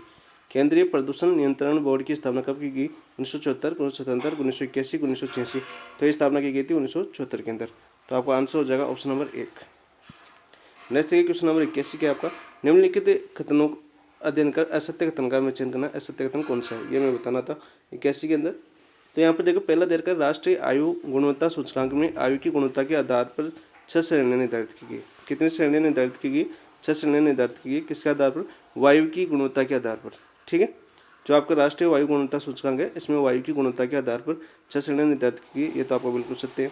ध्वनि प्रदूषण पर वैधानिक नियंत्रण हेतु 1987 में इसे वायु प्रदूषण निवारण अधिनियम में शामिल किया गया। तो 1987 में वायु प्रदूषण निवारण अधिनियम में शामिल किया गया, ये भी आपका सत्य है। ध्वनि प्रदूषण में ध्वनि की तीव्रता डॉप्सन से नहीं मापा जाता है, ये आपका गलत हो जाएगा। ध्वनि प्रदूषण में ध्वनि की तीव्रता डॉप्सन से नहीं मापी जाती है, तो ऑप्शन नंबर 3 आपका असत्य हो जाएगा। चौथा दे रखा आपका, मृदा प्रदूषण में प्राकृतिक एवं कृत्रिम दोनों प्रदूषकों का योगदान है। जो आपका मृदु प्रदूषण है इसमें आपके प्राकृतिक और कृत्रिम दोनों प्रदूषकों का योगदान है, बिल्कुल राइट है, ये भी आपका सत्य हो जाएगा। हमें क्या पता था, असत्य कथन। तो आपका आंसर क्या हो जाएगा, ऑप्शन नंबर 3। नेक्स्ट देखिए क्वेश्चन नंबर 82 क्या आपका, पर्यावरण संरक्षण के संदर्भ में राष्ट्रीय हरित अधिकरण का गठन कब किया गया। जो आपके पर्यावरण संरक्षण के संदर्भ में राष्ट्रीय हरित अधिकरण का गठन कब किया गया, ये हमें पूछा गया था 1981 में, 1986 में, 2006 में, या 2010 के अंदर। तो 82 में आपका आंसर हो जाएगा 2010 के अंदर आपकी राष्ट्रीय हरित अधिकरण का गठन किया गया था 2010 के अंदर। तो आपका आंसर हो जाएगा ऑप्शन नंबर 4। नेक्स्ट देखिए क्वेश्चन नंबर 83 क्या आपका, सूची फर्स्ट को सूची सेकंड से सम्मिलित कीजिए तथा नीचे दिए कोड का उपयोग करके सही उत्तर का हमें चयन करना है। सूची फर्स्ट में हमें क्या दे रखे, प्रदूषक दे रखे, सूची सेकंड में क्या दे रखे, हमें संबंधित रोग दे रखे। तो आपको देखो नाइट्रेट है, नाइट्रेट से कौन सा संबंधित रोग है आपका, तो ये है आपका ब्लू बेबी सिंड्रोम। तो ये बार बार पूछा जा चुका आपका एग्जाम में, तो 3 आ जाएगा। तो 3 कौन से में, ये 2 तो कैंसिल हो जाएगा आपका, पहला 3 में। पारा से क्या होता है आपका, पारा से होता है आपका मिनी माता, तो 4 आएगा। तो इसमें क्या कितना आपका 2 है, तो ये कैंसिल हो जाएगा, आंसर हो जाएगा आपका ऑप्शन नंबर 1। आर्सेनिक से कौन सा होता है आपका, ब्लैक फुट होता है। कैडमियम से कौन सा होता है, टाई रोग होता है। तो आपका आंसर क्या हो जाएगा, 3, 4, 1, 2, ऑप्शन नंबर 1। नेक्स्ट देखिए क्वेश्चन नंबर 84, सुपोषण किस प्रकार का प्रदूषण है। कौन सा आपका सुपोषण है वो किस प्रकार का प्रदूषण है, सतही जल प्रदूषण है, या समुद्री जल प्रदूषण है, वायुमंडलीय जल प्रदूषण है, या भूमिगत जल प्रदूषण है। तो ये है आपका सतही जल प्रदूषण, ऑप्शन नंबर 1 आपका राइट आंसर हो जाएगा। नेक्स्ट देखिए क्वेश्चन नंबर 85 करते हैं। 85 के आपका, नमामि गंगे कार्यक्रम के उद्देश्य में शामिल नहीं है। तो आपका जो नमामि गंगे कार्यक्रम है में शामिल उद्देश्य नहीं है, कौन सा उद्देश्य है जो आपका शामिल नहीं है, ये मैं बताना है। उत्तराखंड, उत्तर प्रदेश, बिहार, झारखंड में गंगा ग्राम विकास करना। तो आपको 85 पहला तो बिल्कुल सही है। नदी किनारे पर वनीकरण जिससे जैव विविधता में वृद्धि होगी। तो आपका नदी किनारे क्या लगा करेगा, वनीकरण करना पड़ेगा जिससे जैव विविधता में वृद्धि होगी, नहीं पेड़ पौधे लगाए जाएंगे। औद्योगिक प्रवाह की निगरानी, जो औद्योगिक प्रवाह या जो गंदे पानी वगैरह गंगा के अंदर या नदी के अंदर डाल जाता है उन पर क्या करनी पड़ेगी, निगरानी करनी पड़ेगी, ये भी उनका उद्देश्य है। गाँवों में सीवर ट्रीटमेंट की व्यवस्था, गाँवों में सीवर ट्रीटमेंट की व्यवस्था नमामि गंगे कार्य का उद्देश्य नहीं है। तो ऑप्शन नंबर 4 आपका राइट आंसर हो जाएगा। जैसे कि क्वेश्चन नंबर 86 क्या था आपका, अम्लीय वर्षा हेतु उत्तरदायी है। अम्लीय वर्षा हेतु उत्तरदायी कौन से है आपके, कार्बन मोनोऑक्साइड है, सल्फ्रिक अम्ल है, नाइट्रिक अम्ल है या क्लोरोफ्लोरोकार्बन। तो अम्लीय वर्षा के लिए कौन कौन उत्तरदायी होता है ये मैं बता रहा था 86 में। तो देखो कौन कौन होता है आपका, ये तो सल्फ्रिक अम्ल होता है और एक नाइट्रिक अम्ल होता है। तो 2 और 3 होते हैं, तो आपका आंसर हो जाएगा ऑप्शन नंबर 2। नेक्स्ट है क्वेश्चन नंबर 87। वॉन थ्यूनियन वापस आ गया कि मॉडल के अनुसार कौन सा कथन सही है, कूड़ द्वारा सही उत्तर का हमें चयन करना है। ठीक है, करते हैं। बाजार में बढ़ती दूरी के साथ फसल की घनता बढ़ती है, नहीं, बाजार से बढ़ती दूरी के साथ फसल की घनता बढ़ती नहीं बढ़ती, तो ये तो आपका गलत हो जाएगा। बाजार से बढ़ती दूरी के साथ फसल प्रारूप एवं भूमि उपयोग में परिवर्तन आता है, ये बिल्कुल आता है आपका।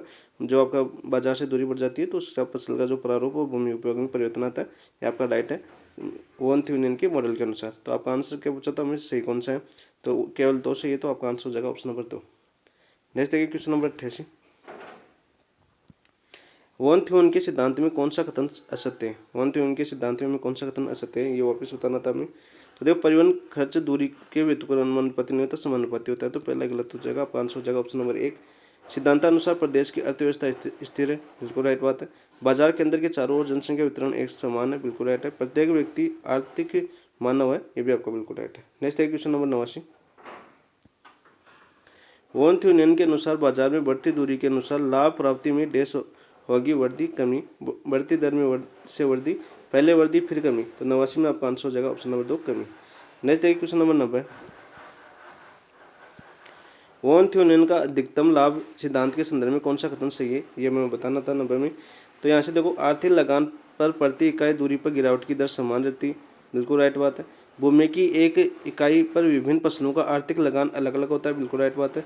भूमि की प्रति इकाई एवं प्रत्येक स्थान पर किसी फसल का समान लाभ प्राप्त होता है, समान लाभ प्राप्त नहीं होता। तो 1 और 2 से ये तो आपका आंसर हो जाएगा ऑप्शन नंबर 1। नेक्स्ट देखिए क्वेश्चन नंबर 91। वॉन थ्यूनियन का प्रति इकाई अवस्थिति के आधार पर तुलनात्मक लाभ ज्ञात करने का कौन सा सूत्र है। तुलनात्मक लाभ करने का कौन सा सूत्र है, तो LR बराबर वाई कोष्टक E dot D minus Y M minus C. आपका पहला ऑप्शन आपका बिल्कुल राइट है, आंसर हो जाएगा ऑप्शन नंबर 1। नेक्स्ट चेक कराना क्या सूत्र, हाँ ये पहला गलत हो जाएगा आपका। वी पी बराबर V minus E plus T भी गलत हो जाएगा आपका। LR Y minus M plus C और प्लस वाई टी डी भी गलत हो जाएगा। तो बच्चा कौन सा आपका ऑप्शन नंबर 4 इसका राइट आंसर होगा। क्या होगा आपका, LR बराबर वाई कोष्टक M minus C minus Y T dot D. तो ऑप्शन नंबर 4 आपका राइट आंसर होगा। वॉन थ्यूनियन की प्रति इकाई स्थिति के आधार पर तुलनात्मक लाभ याद करने का सूत्र कौन सा है, ऑप्शन नंबर 4। नेक्स्ट देखिए क्वेश्चन नंबर 92 क्या आपका, वॉन थ्यूनियन के बिना प्रति भूमि छोड़े फसलों की सघन कृषि को अपने सिद्धांत की किस पेटी में शामिल किया है, प्रथम पेटी में, द्वितीय पेटी में, तृतीय पेटी में, चतुर्थ पेटी में। तो इन्होंने शामिल किया है तृतीय पेटी में। आपका आंसर हो जाएगा ऑप्शन नंबर 3। नेक्स्ट है क्वेश्चन नंबर 93। इनमें से 6 वर्षीय हेरफेर वॉन थ्यूनियन ने किस पेटी को अपनाया, तृतीय पेटी को, चतुर्थ पेटी को, पंचम पेटी को, द्वितीय पेटी को। तो 93 में आपका आंसर हो जाएगा ऑप्शन नंबर 1 तृतीय पेटी को। नेक्स्ट है क्वेश्चन नंबर 94। उत्तर भारत का मैनचेस्टर किसे कहते हैं। उत्तर भारत का जो मैनचेस्टर है वो किसे कहते हैं, आपके कानपुर को कहते हैं। और दक्षिण भारत का किसे कहते हैं, कोयम्बटूर को कहते हैं, बैतूर। ठीक है, दक्षिण भारत का मैनचेस्टर कोयम्बटूर कहते हैं, उत्तर भारत का मैनचेस्टर कानपुर को कहते हैं। नेक्स्ट देखिए, राजस्थान का मैनचेस्टर किसे कहते हैं, भीलवाड़ा को। नेक्स्ट देखिए क्वेश्चन नंबर 95 देखते हैं। 95 क्या आता है आपका, निम्न में से कौन सी वॉन थ्यूनियन की छठी पेटी की विशेषता है। वॉन थ्यूनियन की छठी पेटी की विशेषता पूछी हमें। प्रतिभूमि सहित फसल उत्पादन, 3 खेत प्रणाली, व्यापारिक पशुपालन, ईंधन हेतु जलावलन लकड़ी का उत्पादन। तो 95 में आंसर हो जाएगा ऑप्शन नंबर 3। तो 95 का आंसर क्या हो गया, ऑप्शन नंबर 3 व्यापारिक पशुपालन। नेक्स्ट देखिए क्वेश्चन नंबर 96 क्या होगा, सूची पृष्ठ को सूची से सम्मिलित कीजिए तथा नीचे दिए कोड का उपयोग करके सही उत्तर का हमें चयन करना था। सूची पृष्ठ में क्या दे रखा है हमें, कृषि पेटी दे रखी है। सूची सेकंड में भूमि उपयोग क्षेत्र प्रतिशत दे रखा है। तो द्वितीय पेटी में कितनी हो जाएगी आपकी, द्वितीय पेटी में हो जाएगी आपकी 3%। चतुर्थ पेटी में 30% और पंचम पेटी में आपकी 25% और छठी पेटी में 37%। तो आपका आंसर क्या हो गया आपका 4 1 2 3, ऑप्शन नंबर 1 आपका राइट आंसर हो गया। Next question number 97। वॉन थ्यूनियन के अनुसार चतुर्थ पेटी के अंतर्गत कितने प्रतिशत भूमि प्रति भूमि के रूप में छोड़ी जाती है, लगभग 33%, लगभग 14%, लगभग 25%, लगभग 22%। तो आपका आंसर हो जाएगा 97, ऑप्शन नंबर 2 लगभग 14% आपकी भूमि प्रति भूमि के रूप में छोड़ी जाती है। किस भूमि के रूप में, प्रति भूमि के रूप में 14% छोड़ी जाती है। नेक्स्ट देखिए क्वेश्चन नंबर 98। वॉन थ्यूनियन ने 3 खेत प्रणाली किस पेटी में अपनाई, कौन सी प्रणाली? 3 खेत प्रणाली किस पेटी में अपनाई? 5वीं पेटी में, छठी पेटी में, तृतीय पेटी, चतुर्थ पेटी में। तो आपका आंसर हो जाएगा 5वीं पेटी में। और टोटल पेटियाँ कितनी बताई थी इन्होंने? 6। नेक्स्ट है क्वेश्चन नंबर 99। निम्न में से कौन सी विशेषता वॉन थ्यूनियन की तृतीय पेटी की? कौन सी विशेषता है जो आपकी वॉन थ्यूनियन है इनकी तृतीय पेटी से संबंधित है? ये पूछा गया था हमें 99 में। तो देखो पहले विशेषता देखिए, चारागाह का अत्यधिक विकास, ये नहीं है आपकी तृतीय पेटी में सम्मिलित। सघन कृषि आपकी तृतीय पेटी की विशेषता है, तो आपका आंसर हो जाएगा ऑप्शन नंबर 2 99। नेक्स्ट देखिए क्वेश्चन नंबर 100। व्यापारिक उद्यान कृषि को वॉन थ्यूनियन ने किस पेटी में सम्मिलित किया? कौन सी कृषि को? व्यापारिक उद्यान कृषि को द्वितीय पेटी में शामिल किया, तृतीय पेटी में, चतुर्थ पेटी में, प्रथम पेटी में। तो इसको शामिल किया आपकी प्रथम पेटी में। ऑप्शन नंबर 4 आपका राइट आंसर हो जाएगा। नेक्स्ट देखिए क्वेश्चन नंबर 101। भारत में कृषि वानिकी के विकास हेतु 2024 में शुरू किया गया कार्यक्रम है। 2024 में कौन सा कार्यक्रम शुरू किया गया था? वो किया गया था आपका ग्रो। कौन सा कार्यक्रम? Grow, greening and restoration of wasteland with agro forestry. तो आपका आंसर हो जाएगा ऑप्शन नंबर 2 ग्रो। ठीक है, जो आपका 2024 में शुरू किया गया था। इंपॉर्टेंट क्वेश्चन भी हो सकता है, आपके एग्जाम पूछा जा सकता है। नेक्स्ट देखिए question number 102। International centre for research on agro forestry ICRAF की स्थापना कहाँ हुई है? नैरोबी केन्या में हुई है, जेनेवा स्विट्जरलैंड में हुई है, वाशिंगटन DC USA में हुई है, या ब्रसेल्स बेल्जियम में हुई है? इसकी स्थापना हुई है आपकी नैरोबी केन्या के अंदर। ऑप्शन नंबर 1 आपका राइट आंसर हो जाएगा। नेक्स्ट देखिए क्वेश्चन नंबर 103। भारतीय वानिकी अनुसंधान एवं शिक्षा परिषद ICFRE कहाँ स्थित है? झांसी, दिल्ली, देहरादून या लखनऊ? तो ये स्थित है आपकी देहरादून के अंदर। ऑप्शन नंबर 3 आपका राइट आंसर हो जाएगा। नेक्स्ट देखिए क्वेश्चन नंबर 104। केंद्रीय कृषि वानिकी अनुसंधान संस्थान काफरी कहाँ स्थित है? झांसी, रांची, पुणे और करनाल। जो काफरी स्थित है वो आपकी कहाँ स्थित है? झांसी के अंदर। आपका आंसर हो जाएगा ऑप्शन नंबर 1। नेक्स्ट है क्वेश्चन नंबर 105। केंद्रीय कृषि वानिकी अनुसंधान केंद्र झांसी के अंदर स्थित है। नेक्स्ट है क्वेश्चन नंबर 105 क्या आपका? राष्ट्रीय कृषि वानिकी नीति कब प्रारंभ हुई? जो आपकी राष्ट्रीय कृषि वानिकी नीति है वो कब प्रारंभ हुई थी? आपकी वर्ष 2012 में, वर्ष 2007 या 2008 में, वर्ष 2014 में, या वर्ष 2016 में? तो ये शुरू हुई थी आपकी वर्ष 2014 के अंदर। ऑप्शन नंबर 3 आपका राइट आंसर हो जाएगा। नेक्स्ट देखिए क्वेश्चन नंबर 106 क्या आपका? सूची फर्स्ट को सूची सेकंड से सम्मिलित कीजिए तथा नीचे दिए कोड का उपयोग करके सही उत्तर का हमें चयन करना है। तो देखिए आपके प्रमुख कार्यक्रम और वर्ष दे रखे हैं। राष्ट्रीय कृषि नीति कब आई थी? आपकी 2000 में आई थी। हरित भारत पर कार्य दल 2001 में, राष्ट्रीय किसान नीति 2007 में, और हरित भारत राष्ट्रीय मिशन 2010 के अंदर आया था। तो आपका आंसर क्या हो गया? आपका 1 2 3 4 आपका आंसर हो जाएगा। ऑप्शन देखो कौन सा आपका? ऑप्शन नंबर 1 आपका राइट आंसर हो जाएगा। Next question number 107। अंतर्राष्ट्रीय कृषि वानिकी अनुसंधान केंद्र के अतिरिक्त राष्ट्रीय कृषि वानिकी नीति घोषित करने वाला प्रथम देश कौन सा आपका? चीन है, जापान है, संयुक्त राज्य अमेरिका या भारत है? तो वह राज्य देश कौन सा आपका? भारत है, जो आपको वानिकी नीति घोषित करने वाला प्रथम देश है। कौन सा? Bharat. Next question number 108। NITI आयोग की फरवरी 2024 की रिपोर्ट के अनुसार भारत का कितना प्रतिशत क्षेत्रफल कृषि वानिकी के अंतर्गत शामिल है? कितना प्रतिशत क्षेत्र है जो आपको कृषि वानिकी के अंतर्गत शामिल है? आपका 6.85%, 8.65%, 10.65% या 10.85%? तो ऐसा मिला आपके 8.65%। ऑप्शन नंबर 2 आपका राइट आंसर हो जाएगा। नेक्स्ट है क्वेश्चन नंबर 109। काफरी के अनुसार 2050 तक राष्ट्रीय कृषि वानिकी नीति के अंतर्गत कितने क्षेत्रफल का लक्ष्य रखा गया? 48 million hectare, 35 million hectare, 53 million hectare या 28 मिलियन हेक्टेयर? तो ये रखा गया है आपका 53 मिलियन हेक्टेयर। ऑप्शन नंबर 3 आपका राइट आंसर हो जाएगा 109 का। नेक्स्ट देखिए क्वेश्चन नंबर 110। डेयरी, मधुमक्खी पालन एवं रेशम कीट पालन के साथ वृक्षों की कृषि किस वानिकी के अंतर्गत आती है? मिश्रित कृषि वानिकी में, प्रक्षेप वानिकी में, कृषि वानिकी में या चारागाह वानिकी में? तो आपके डेयरी, मधुमक्खी पालन एवं रेशम कीट पालन है, ये वृक्षों की किस कृषि की वानिकी के अंदर आती है? ये आती है आपकी प्रक्षेप वानिकी के अंदर। ऑप्शन नंबर 2 आपका राइट आंसर हो जाएगा। Next question number 111। भारत में सघन कृषि विकास कार्यक्रम की शुरुआत कब हुई थी? कौन से कार्यक्रम की? सघन कृषि विकास कार्यक्रम की शुरुआत कब हुई थी? 1960-61 में या 1965-66 में, 1966-67 में या 1971 में? तो इसकी शुरुआत हुई थी आपकी 1960-61 में आपकी सघन कृषि विकास कार्यक्रम की। ऑप्शन नंबर 1 आपका राइट आंसर हो जाएगा। नेक्स्ट देखिए क्वेश्चन नंबर 112 क्या आपका? निम्न में से किन जिलों में प्रारंभिक स्तर पर सघन कृषि विकास कार्यक्रम को पायलट प्रोजेक्ट के रूप में शुरू किया गया था? कौन कौन से जिले हैं उन्हें बताना हमें। ये तो आपका अलीगढ़ उत्तर प्रदेश था, जालौर राजस्थान नहीं था, तंजौर तमिलनाडु था, और अमरावती आंध्र प्रदेश नहीं था, और लुधियाना पंजाब था। तो आपका आंसर क्या हो जाएगा? 1 3 5, जहाँ पर आपको पायलट प्रोजेक्ट के रूप में आपकी प्रारंभिक स्तर पर सघन कृषि विकास कार्यक्रम चलाया गया था। तो 1 3 5 देखिए कौन से ऑप्शन में? 1 3 5 आपके ऑप्शन नंबर 3 के अंदर है। नेक्स्ट है क्वेश्चन नंबर 113। अंतर्राष्ट्रीय चावल अनुसंधान कहाँ स्थित है? आपकी रोम इटली में, कोलंबिया, में या इंडोनेशिया में या मनीला फिलीपींस में।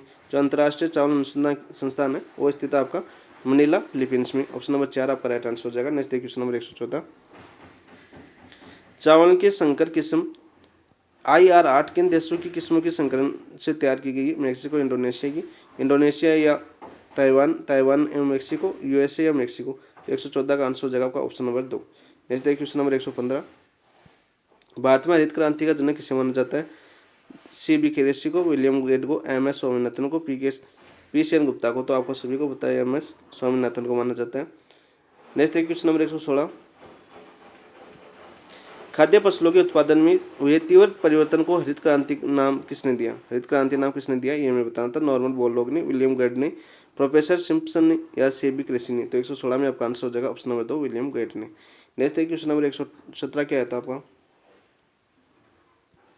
भारत में हरित क्रांति के दौरान चावल किस किस्म के परीक्षण के तौर पर बोया गया है? TN1 फर्स्ट या IR फर्स्ट और NT फर्स्ट या RD2।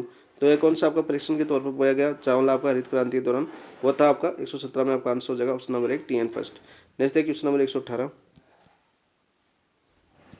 निम्नलिखित में से कौन से हरित क्रांति के मुख्य घटक है जो कूड़ द्वारा से उत्तर का हमें चयन करना है?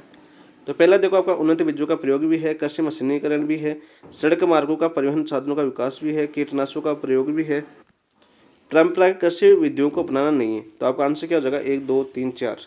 तो ऑप्शन देखो कौन सा हो जाएगा? 1 2 3 4। ऑप्शन नंबर 3 आपका राइट आंसर हो जाएगा। नेक्स्ट क्वेश्चन नंबर 119, इनमें से भारत में हरित क्रांति द्वारा पड़ने वाले प्रभावों का नकारात्मक प्रभाव नहीं है। नकारात्मक प्रभाव कौन सा नहीं है आपका हरित क्रांति के दौरान? तो मृदा का अपरदन में वृद्धि, ये तो है। आर्थिक स्तर में वृद्धि, ये आपका जो आपका नकारात्मक प्रभाव नहीं है। ऑप्शन नंबर 2 आपका राइट आंसर हो जाएगा। नेक्स्ट क्वेश्चन नंबर 120, भारत में उच्च उत्पादन किस्म कार्यक्रम HYVP की शुरुआत कब हुई? 1963-64 में, 1964-65 में, 1960-61 में, 1968-69 में। तो 120 में आपका आंसर हो जाएगा 1965-66 में हुई थी आपकी भारतीय उच्च उत्पादक किस्म कार्यक्रम की शुरुआत। कब हुई थी? 1965-66 में। नेक्स्ट क्वेश्चन नंबर 121, हरित क्रांति का संबंध में कौन सा सही नहीं है? हरित क्रांति के संबंध में कौन सा सही नहीं है ये मैं बताना था। हरित क्रांति के द्वारा भारत में सामाजिक एवं आर्थिक असमानता उत्पन्न हुई, बिल्कुल राइट है। किसानों की ऋण अग्रस्तता द्वारा आत्महत्याओं में वृद्धि हुई, ये आत्महत्याओं में वृद्धि हुई, ये भी आपका। प्रत्येक हेक्टेयर में उपज के अनाज में कमी आई, ये आपका नहीं होगा हरित क्रांति से संबंधित। ऑप्शन नंबर 3 आपका असंगत हो जाएगा, जो सही नहीं है। नेक्स्ट क्वेश्चन नंबर 122, भारत में हरित क्रांति के दौरान सर्वप्रथम नए बीजों का वितरण किन क्षेत्रों में किया गया? कूड़ द्वारा सही उत्तर का चयन करना है हमें। सतलज और गंगा के मैदान में, ब्रह्मपुत्र के मैदान में नहीं, कावेरी के डेल्टा में किया गया, कृष्णा डेल्टा में नहीं किया गया। तो आपका आंसर हो जाएगा 1 और 3। तो ऑप्शन नंबर 3 आपका राइट आंसर हो जाएगा 122 में। नेक्स्ट क्वेश्चन नंबर 123, निम्न में से कौन सा युग्म सही सम्मिलित नहीं है? कौन सा युग्म है जो आपका सही सम्मिलित नहीं है ये मैं बताना है। तो पहला देखो आपका कृषि वानिकी पर अखिल भारतीय समन्वित अनुसंधान परियोजना 1983 की है, बिल्कुल राइट है। भारतीय वानिकी अनुसंधान एवं शिक्षा परिषद 1981 की नहीं है, तो ये आपका असंगत हो जाएगा, सम्मिलित नहीं है। ऑप्शन नंबर 2 आपका राइट आंसर हो जाएगा। राष्ट्रीय कृषि वानिकी अनुसंधान केंद्र 1988, बिल्कुल राइट। कृषि वानिकी पर उप मिशन 2016 का, ये भी आपका राइट है। तो आपका कौन सा पूछा था? युग्म सही सम्मिलित नहीं है। ऑप्शन नंबर 2 आपका सही सम्मिलित नहीं है। नेक्स्ट क्वेश्चन नंबर 124, TISC की स्थापना किस वर्ष हुई थी आपकी? 1902 में, 1907 में, 1909 में या 1911 में? तो 124 का आंसर हो जाएगा आपका ऑप्शन नंबर 2 1907 में स्थापना की गई थी आपकी TISCO की। 125 देखिए, पैकेज प्रोग्राम का प्रथम पायलट प्रोजेक्ट कब शुरू किया गया था? 9 जिले एवं 7 राज्यों में, 7 जिले एवं 7 राज्यों में, 12 जिले एवं 5 राज्यों में, 7 जिले एवं 5 राज्यों में। तो 125 का आंसर हो जाएगा option number 2। Next question number 126, निम्न में से कौन सा कारखाना स्वतंत्रता से पूर्व स्थापित नहीं हुआ है? कौन सा कारखाना है जो आपकी स्वतंत्रता से पूर्व स्थापित नहीं हुआ है ये बताना था। भद्रावती कर्नाटक, ये आपका स्वतंत्रता से पूर्व हो गया। हरिपुरा पश्चिम बंगाल भी आपको स्वतंत्रता से पूर्व हो गया था, लेकिन सेलम तमिलनाडु स्वतंत्रता के बाद हुआ था। तो ऑप्शन नंबर 3 आपका राइट आंसर हो जाएगा। क्वेश्चन नंबर 127 देखिए, पूर्व का बोस्टन किसे कहते हैं? अहमदाबाद को कहते हैं। किसको कहते हैं? अहमदाबाद को। ऑप्शन नंबर 1 आपका राइट आंसर हो जाएगा, पूर्व का बोस्टन कहते हैं। नेक्स्ट क्वेश्चन नंबर 128, निम्न में से कौन सा युग्म सही सम्मिलित नहीं है ये मैं पूछा। राज्य देखें, महाराष्ट्र में आपकी भिवंडी एवं कोल्हापुर है सूती वस्त्र के प्रमुख केंद्र, तो बिल्कुल राइट है। गुजरात में इरोद और संजापुर नहीं है, तो आपका असंगत कौन सा हो जाएगा? Option number 2। तमिलनाडु में कोयम्बटूर है, दक्षिण भारत का क्या वो बोला जाता है इनको? मैनचेस्टर। मदुर है, तमिलनाडु में है। उत्तर प्रदेश में हाथरस और मोदीनगर है, तो ये आपका बिल्कुल सही है। तो सम्मिलित कौन सा नहीं है? ऑप्शन नंबर 2 से सम्मिलित नहीं है। नेक्स्ट क्वेश्चन नंबर 129, निम्न में से कौन से इस्पात संयंत्र का युग्म सही सम्मिलित नहीं है, ये हमें बताना था। 129 में दुर्गापुर ब्रिटेन के सहयोग से है, बोकारो फ्रांस के सहयोग से है, तो बोकारो फ्रांस के सहयोग से नहीं लगा है, तो ऑप्शन नंबर 2 आपका सम्मिलित नहीं है। राउरकेला जर्मनी के सहयोग से लगा है और भिलाई रूस के सहयोग से लगा है, तो बोकारो किसके सहयोग से लगा है ये आप कमेंट में बता दीजिए।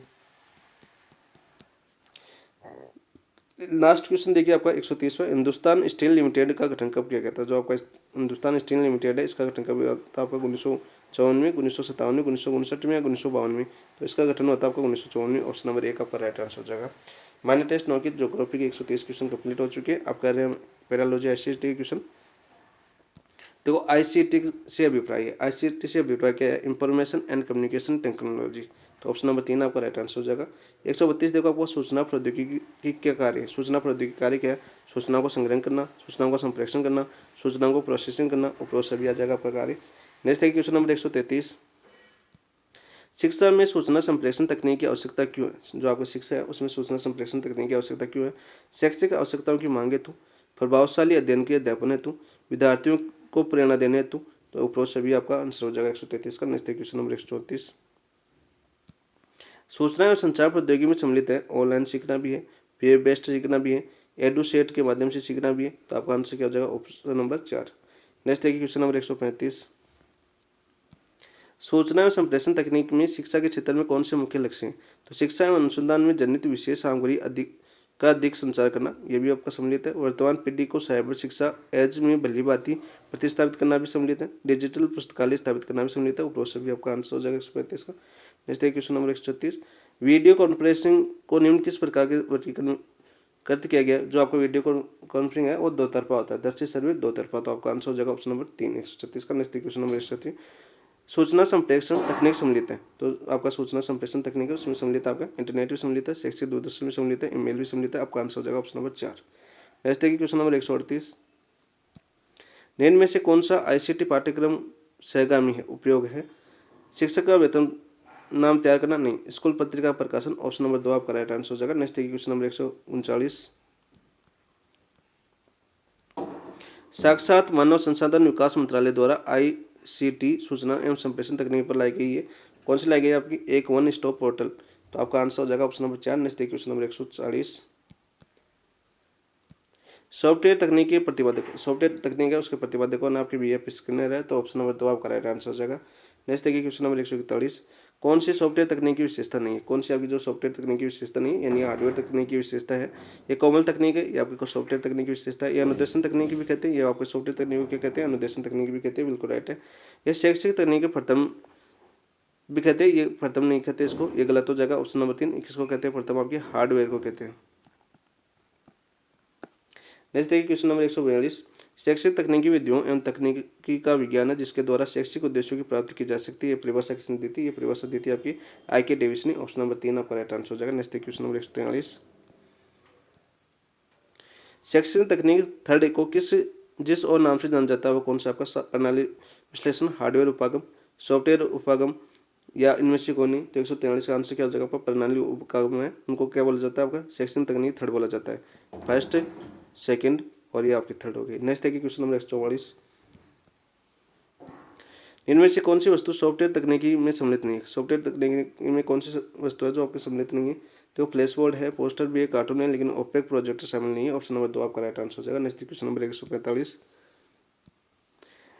निम्नलिखित में से कौन सा पद प्रणाली उपागम में सम्मिलित नहीं है। प्रणाली उपागम में सम्मिलित नहीं है ये मैं बताता तो आपको प्रणाली मॉडल्स है, ये आपका प्रणाली उपागम में सम्मिलित नहीं है, ऑप्शन नंबर 1 आपका राइट आंसर हो जाएगा। नेक्स्ट क्वेश्चन नंबर 146, प्रणाली के निम्नलिखित तत्वों को उनको सही क्रम में व्यवस्थित करना है, सही क्रम में व्यवस्थित करना है, तो सही क्रम में पहला कौन सा आएगा, आगा अदा आएगा, फिर 2 नंबर पर प्रक्रिया आएगा, फिर आपका आएगा पर्दा, फिर आएगा आपका 3 नंबर पर यह आ जाएगा, 4 नंबर पर पर्यावरणीय संदर्भ आ जाएगा, तो आपका आंसर क्या हो जाएगा आपका 3 2 4 1, तो देखो कौन सा क्रम हो जाएगा इनका 3 2 4 1, ऑप्शन नंबर देखो कौन सा में 3 2 4 1, ऑप्शन नंबर 4 आपका राइट आंसर हो जाएगा। नेक्स्ट क्वेश्चन नंबर 147, निम्नलिखित में से प्रणाली उपागम के पदों का सही क्रम कौन सा है, सही क्रम में मैं बताना था, तो यहाँ पर पहला आ जाएगा उद्देश्यों को पहचानना, फिर आएगा आपका 2 नंबर पर आपका अधिगम अनुभव की रूपरेखा बनाना, 3 नंबर पर आएगा उद्देश्यों का मूल्यांकन, 4 नंबर पर आएगा अधिगम अनुभव का सुधारना, तो आंसर क्या हो जाएगा आपका 1 4 3 2, ऑप्शन नंबर 2। नेक्स्ट है क्वेश्चन नंबर 148। निम्नलिखित में से कौन सा अनुदेशनात्मक तंत्र की प्रणाली उपक्रम की विशेषता नहीं है, ये मैं बताना था। तो उद्देश्य का निर्माण भी है, विद्यार्थी के पर्यवेक्षण व्यवहार का मूल्यांकन भी है, अनुदेशनात्मक तंत्र विकास भी है, लेकिन परिकल्पना परीक्षण नहीं है विशेषता इनकी प्रणाली उपक्रम की। तो ऑप्शन नंबर 4 आपका राइट आंसर हो जाएगा। 149 देखिए, प्रणाली उपक्रम के निर्देशन के लिए पाठ्यचर्या का उदाहरण है। पाठ्यचर्या का उदाहरण क्या है आपका? अद्दा का। किसका उदाहरण है? अद्दा का। तो ऑप्शन नंबर 1 आपका राइट आंसर हो जाएगा। नेक्स्ट देखिए क्वेश्चन नंबर 150 और लास्ट क्वेश्चन माइनर टेस्ट 9 का। वह परिस्थिति है जिसमें प्रणाली कार्य करती है, क्या कहलाती है? वह परिस्थिति है जिसमें प्रणाली कार्य करती है वो क्या कहलाती है? आपकी वातावरण कहलाती है। क्या कहलाती है? वातावरण। ऑप्शन नंबर 4 आपका राइट आंसर हो जाएगा। और इसी के साथ आपका माइनर टेस्ट 9 कंप्लीट होता है। लैंग्वेज काफ़ी टफ थी इसकी, और वॉन थ्यूनेन के बारे में ज़्यादातर क्वेश्चन थे। एक ही सिद्धांत के बारे में ज़्यादातर पूछा गया था इस पेपर के अंदर, और इम्पोर्टेंट भी आपकी वॉन थ्यूनेन। तो इसी के साथ अपनी माइनर टेस्ट पूरा कर लिया। कल करेंगे माइनर टेस्ट 10, फिर मेजर 2, फिर माइनर टेस्ट 11, यानी फिर हम कलाम की टेस्ट 2 के बराबर हो जाएंगे। फिर आपको सप्ताह का आपको एक वीडियो आपको मिल जाएगा। अभी तक 21 टेस्ट होंगे। टोटल कितने टेस्ट होंगे आपकी? 21 टेस्ट होंगे। ठीक है, 21 टेस्ट मतलब 21 इंटू 150 क्वेश्चन हो जाएंगे आपके। तो कितने हो जाएंगे आपके? देखो 0, 15 और 15 जोड़ 30, यानी 3150 क्वेश्चन हम कंप्लीट करेंगे। कितने हो जाएंगे? 3150, यानी एक बुक की क्वेश्चन कंप्लीट हो जाएंगे। पूरी एक बुक तैयार हो जाएगी। 3150 क्वेश्चन बहुत होते हैं आपके क्वेश्चन रिवीजन में। 3150 क्वेश्चन का रिवीजन करो आप, एक एक पेपर का ऑप्शन का एनालिसिस करो तो कितने क्वेश्चन बन सकते हैं? कम से 5 से 7 हज़ार क्वेश्चन बन सकते हैं।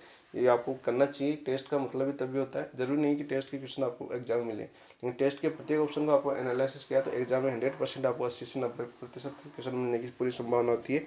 ये मेरा अनुभव कहता है, क्योंकि मैंने इससे ट्राई किया है और बहुत बेनिफिट मिला है। आपको भी ऐसा करना चाहिए। तो चलो इसी के साथ इस क्लास को समाप्त करते हैं। यदि आप हमारे चैनल पहली बार है तो चैनल को सब्सक्राइब करना ना भूलें। तो सब्सक्राइब जरूर कर लीजिए, क्योंकि आगे जाके और भी आपको बेहतरीन वीडियो मिलने वाले हैं। क्योंकि आगे सेकंड ग्रेड की भी हमें प्रिपरेशन करनी है।